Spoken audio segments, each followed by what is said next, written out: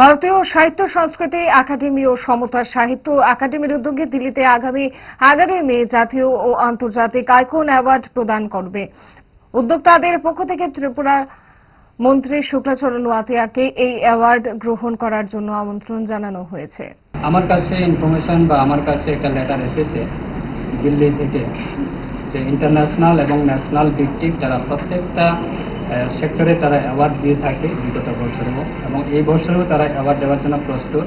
সেক্ষেত্রে প্রত্যেকটা সেক্টর যেমন এডুকেশন বা যারা ইউথ যুব সংগঠনে যারা বিশিষ্ট সমাজসেবক যারা আছে তাদেরকে তাদের বিভিন্ন তাদের অ্যাক্টিভিটিসকে তারা ডিপেন্ড করে এবং তারা সেই অ্যাওয়ার্ডগুলি দেয়। আমাকেও তারা চিঠি পাঠানো হয়েছে সেই অ্যাওয়ার্ডের জন্য।